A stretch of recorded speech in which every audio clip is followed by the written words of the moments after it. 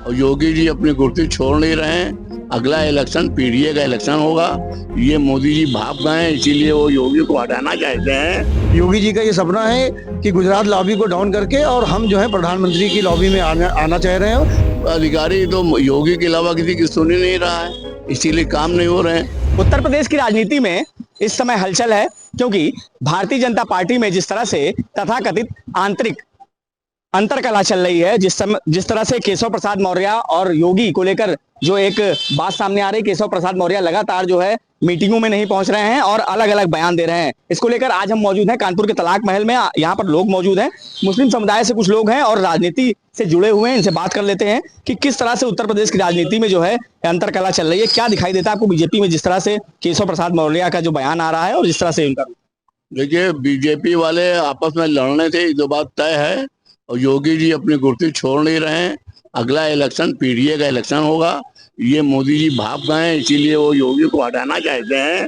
तो मोदी के ऊपर दबाव बनाने के लिए योगी ये हरकतें कर रहा है कि हम हिंदुत्व की लड़ाई लड़ रहे हैं और हमको ना हटाया जाए। अच्छा, एक चीज और है, कई बार ये देखा गया है कि अमित शाह और योगी को लेकर जिस तरह से सोशल मीडिया पर खबरें रही हैं कि अमित शाह और योगी को लेकर जो है क्या कुछ मनमुटाव रहता है, कभी सीटों को लेकर, कभी टिकट बंटवारे को लेकर के, उसमें भी कुछ आपको दिखाई पड़ता है? आप, क्योंकि आप खुद सपा की बड़ी राजनीति करी, आपने बड़े पदों पर रहे। देखिए, लड़ाई सही मानों में उनके नजर में प्रधानमंत्री की सीट की है।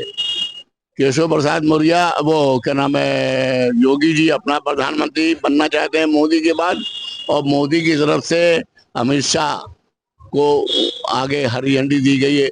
तो ये लड़ाई उनकी है और इसी लड़ाई में उनको भाजपा को पूरे प्रदेश से अभी नुकसान हुआ है और निश्चित तौर पर आगे चल के पूरा नुकसान होगा और पीडीए की सरकार बनेगी अगले जी के नेतृत्व में। जिस तरह से लड़ाई की बात हुई है, जिस तरह से बात सामने आई कि आपस में बीजेपी के लोग अंतरकला से जूझ रहे हैं, क्या लगता है कि ये कितना नुकसानदायक होगी योगी के लिए या बीजेपी? ये नुकसानात दोनों के लिए होगी। और रही बात यूपी वर्सेज गुजरात का मामला है, और आपको मालूम होना चाहिए, आपके चैनल के माध्यम से ये बात सबकी जानकारी में आ जाएगी कि उत्तर प्रदेश के मुख्यमंत्री योगी आदित्यनाथ हैं और उनको लगाने के लिए पूरा फोकस जो है केंद्र सरकार ने लगी हुई है, मगर वो नाकाम रहेंगे। और क्योंकि केशव प्रसाद जो मौर्य हैं वो चाह रहे हैं कि अगर योगी हटेंगे तो मैं मुख्यमंत्री बन जाऊंगे, मगर ऐसा नहीं होना है, योगी ही रहेंगे। और आने वाले जो 2029 में है, योगी जी का ये सपना है कि गुजरात लॉबी को डाउन करके और हम जो है प्रधानमंत्री की लॉबी में आना चाह रहे हैं। उनका सिर्फ फेन ये है और यही मकसद है। और रही बात खास करके मुसलमानों की, मैं आपको मुसलमानों के बारे में बताना चाहूँ, मुसलमान तो सिर्फ एक वोट बैंक की राजनीति के लिए इस्तेमाल हो रहा है। कभी अभी आपने देखा 2024 के इलेक्शन में मुसलमानों ने पूरा जो है पीडीए को जो है पूरा सपोर्ट किया, और जिसके नताइज जो है आपको देखा होगा ये आए हैं जो आपके सामने हैं। और रहे जो लोग कहते हैं ना कि जैसे बीजेपी कहती है कि मुसलमानों को मुझे वोट नहीं मिला, मैं आपको एक नई बात बता दूं, कानपुर में सीसामऊ विधानसभा में 6500 वोट बीजेपी को मिला है। ये जाके रिकॉर्ड है, देख लीजिए। 5 नगर में विधानसभाएं हैं, तो कुल मिला के 24-25 हजार वोट खाली ये मिला है। तो यही इतने से जीत हुई है, तो बीजेपी का ये भ्रम दूर हो जाना चाहिए। 37,000 जो 19 में जो साक्षी महाराज जी जीते हैं, जो मुसलमानों के खिलाफ हमेशा बोलते हैं, उनको भी इस बात समझना चाहिए। 37,000 में सिर्फ सबसे ज्यादा मुसलमानों के वोट से वो जीते हैं। कम से कम 40 से 45,000 19 में वोट मिला है मुसलमानों का। आपने बड़ी बात कही है कि मुसलमान भी बीजेपी को वोट देते हैं, लेकिन बीजेपी की जो अंतरकली कला है, आपसे बात कर लेते हैं। केशव प्रसाद मौर्य नाराज नजर आ रहे हैं, क्या लगता है वो मुख्यमंत्री बनना चाहते हैं? सभी को लालच है मुख्यमंत्री बनने की, सीट की सब चाहते हैं। किसी को मुल्क से, देश से किसी को वो नहीं है, सब चाहते हैं सीट मिले, औहदा मिले, माल कमाए, बस।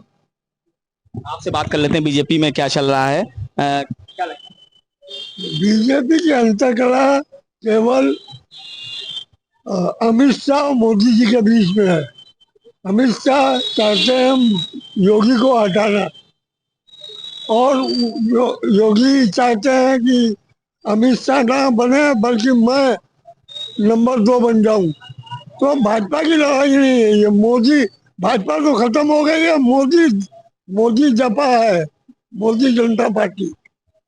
आपसे बात कर लेते हैं नसरुद्दीन साहब, आप क्योंकि बहुत बड़ी राजनीति की है, तो क्या लगता है आपको, जिस तरह से केशव प्रसाद मौर्य का रुख नजर आ रहा है, क्या वो चाहते हैं कि वो मुख्यमंत्री बनना चाहते हैं, इसलिए नाराज नजर आ रहे हैं, इस तरह बयान दे रहे हैं, या कुछ काम नहीं हो रहे हैं, जैसे कि खबरें रहती है कि कुछ काम नहीं होते हैं कार्यकर्ताओं के, ये क्या लगता है? अधिकारी तो योगी के अलावा किसी की सुन ही नहीं रहा है, इसीलिए काम नहीं हो रहे हैं। और दूसरी बात, लड़ाई जो है वो सिर्फ इस कुर्सी की है। केशव प्रसाद मौर्य चाहते हैं कि हम हो जाएं, तो हमारे अखिलेश जी ने तो मानसून ऑफर दिया था कि 100 सीटें हम देने को तैयार हैं, आ जाओ लेके बन जाओ आके, योगी को हटा दें। योगी से खतरनाक नेता इस वक्त कोई नहीं है, जिसकी वजह से पूरा प्रदेश पिस रहा है। आपको क्या लगता है सर कि जिस तरह से ये पूरा बीजेपी का होता है, बीजेपी को नुकसान होगा इससे? बीजेपी नुकसान नुकसान ये नुकसान कर रही है सबका। बीजेपी में कुछ है क्या? कुछ बचा ही नहीं है बीजेपी में। ये सब अपना अपना चक्कर चला रहे हैं और क्या करेंगे ये। आपको क्या लगता है सर, जिस तरह से बीजेपी में अंतरकला जो चल रही है, इसमें क्या होगा, क्या लगता है? एक्चुअल में ये लड़ाई जो है मोदी वर्सेस योगी की है, और अब इसमें आपसी अंतर्कलह जो मचा हुआ है, अब देखिए क्या होता है। अब कुछ समझ में नहीं आ रहा है, लेकिन योगी जी अपनी जगह पे अब क्या बताएं, क्या है, क्या क्या मसला होगा, अभी कुछ कहा नहीं जा सकता। साहब ने एक बहुत बड़ी बात कही कि अखिलेश जी ने ऑफर दिया था। क्या लगता है समाजवादी पार्टी को इसका लाभ मिलेगा जिस तरह की अंतरकला हो रही है? समाजवादी पार्टी को पूरा पूरा लाभ मिल रहा है, क्योंकि पीडीए में है और हम इंडिया गठबंधन के अलायंस में है, मुस्लिम लीग भी उसमें है। और जो ऑफर दिया गया था केशव प्रसाद मौर्य को, अगर वो केशव प्रसाद मौर्य इस चीज़ को समझ ले मानसून ऑफर, तो हो सकता है कि बहुत बड़ा चेंजेस आ सकता है। और रही बात यूपी और वर्सेस गुजरात, ये आपको बिल्कुल मैं बता देना चाहता हूँ कि उसमें यूपी इसलिए अव्वल रहेगा क्योंकि अब आदमी गुजरात लॉबी से बहुत ऊब चुका है। क्योंकि जो 400 पार का नारा था वो आपने देख लिया वो कहाँ पर आके रुका है। तो वो अब जो है वो पिक्चर पिट चुकी है। अब योगी जी चाह रहे हैं कि हम 2029 में नए सिरे से प्रधानमंत्री के लिए, तो अब यहाँ की हमारी भारत की जनता है, अब वो उसको देखिए किसको क्या करती है। मगर ये मैं आपको बता दूं कि 2029 में ना योगी का मामला चलेगा, ना प्रधानमंत्री मोदी जी का मामला चलेगा। अब चलेगा तो इंडिया अलायंस का मामला चलेगा, क्योंकि अब जनता इन सब चीजों से सारा उठ चुकी है, वो नया विकल्प चाहती है। तो 2029 में इंडिया गठबंधन का एक नया विकल्प आ रहा है।